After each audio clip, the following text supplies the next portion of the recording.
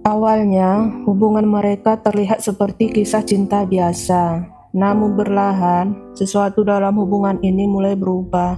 Gabriel mulai percaya bahwa ada roh jahat di tempat tinggal mereka. Bahkan dia menganggap wanita yang dicintainya telah dirasuki.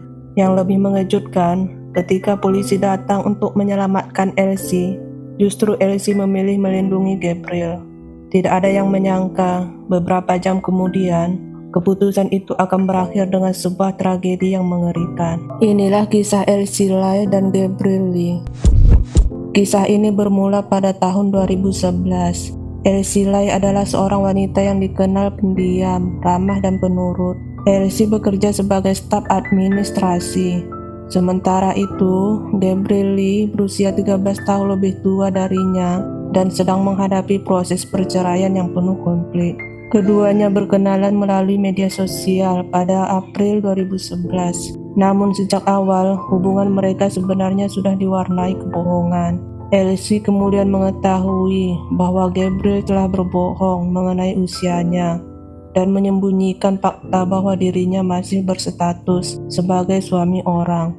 Meski begitu, Elsie memilih memaafkan Gabriel. Perasaan cinta membuat keduanya tetap melanjutkan hubungan tersebut. Beberapa bulan kemudian, hubungan mereka semakin serius. Ketika Elsie menceritakan hubungan tersebut kepada ibunya, sang ibu justru menentangnya.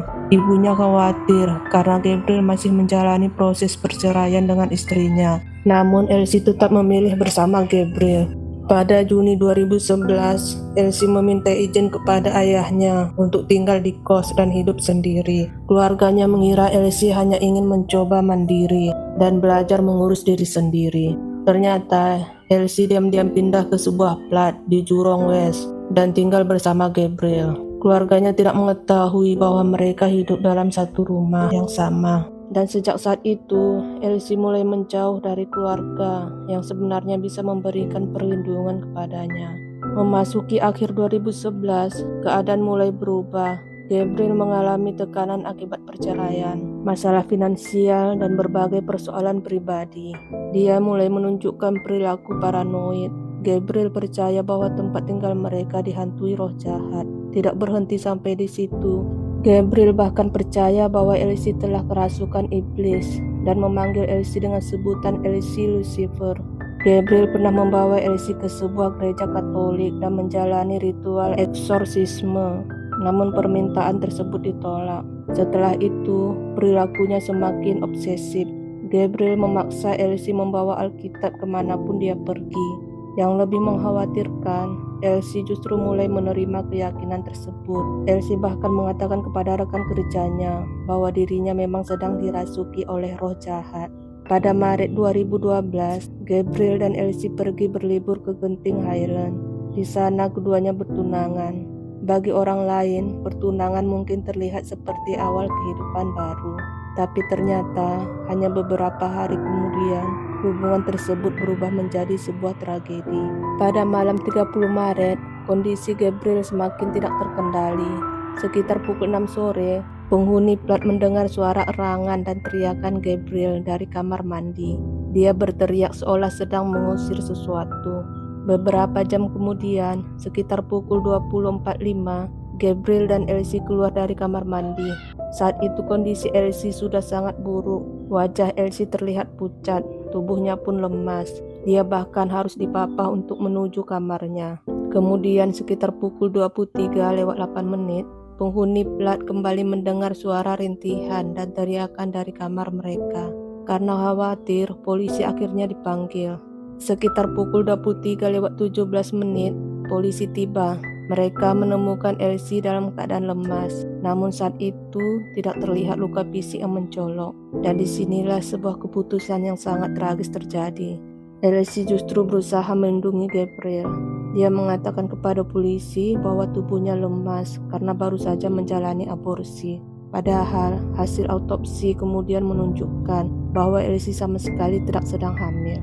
Karena penjelasan tersebut dianggap masuk akal dan tidak terlihat adanya ancaman yang jelas, polisi akhirnya meninggalkan lokasi itu sekitar pukul 23:40. Tanpa disadari siapapun, itulah kesempatan terakhir Elsie untuk mendapatkan pertolongan pada malam itu.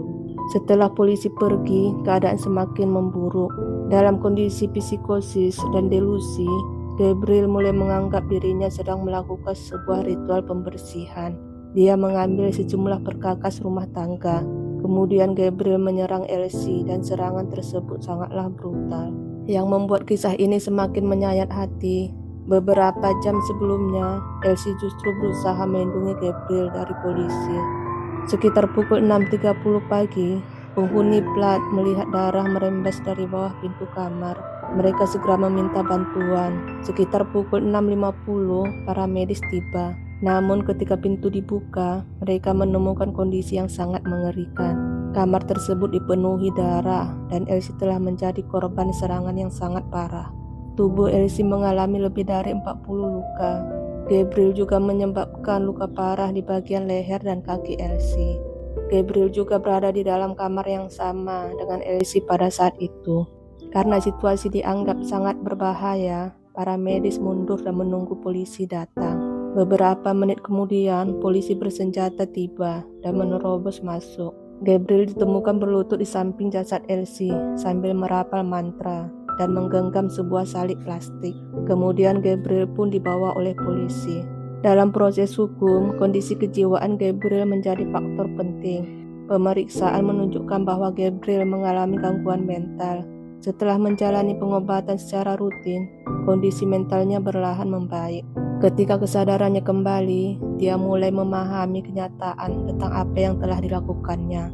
Gabriel mengalami depresi dan penyesalan yang mendalam. Dia akhirnya menyadari bahwa wanita yang menjadi korban adalah orang yang dicintainya, dan orang yang sebelumnya bahkan berusaha melindunginya. Pada tanggal 23 Februari 2017, pengadilan menjatuhkan hukuman 10 tahun penjara kepada Gabriel. Hukuman tersebut dihitung sejak penangkapannya pada tahun 2012. Namun bagi keluarga Elsie, keputusan itu terasa sangat menyakitkan. Ibunya mempertanyakan bagaimana hukuman tersebut bisa dianggap setimpal dengan penderitaan yang dialami putrinya. Kisah Elsie Lai bukanlah hanya tentang sebuah kejahatan yang mengerikan, tetapi juga tentang bagaimana sebuah hubungan dapat berubah menjadi sangat berbahaya ketika tanda-tanda serius diabaikan. Elsie berlahan menjauh dari keluarganya. Dia menerima keyakinan Gabriel yang semakin tidak masuk akal. Bahkan ketika polisi datang, Elsie masih memilih melindungi orang yang dicintainya. Dan keputusan itu akhirnya berujung pada sebuah tragedi. Ada satu pelajaran penting dari kisah ini. Cinta bukan alasan untuk mengabaikan keselamatan. Ketika seorang menunjukkan perilaku yang membahayakan dirinya sendiri ataupun orang lain, mencari bantuan profesional bukanlah berarti mengkhianatinya. Justru terkadang, meminta pertolongan adalah bentuk kepedulian yang paling besar. Dan mungkin, jika tanda-tanda bahaya itu dikenali lebih awal, tragedi ini bisa saja tidak terjadi. Terima kasih sudah mengikuti kisah ini. Sampai jumpa di kisah-kisah selanjutnya.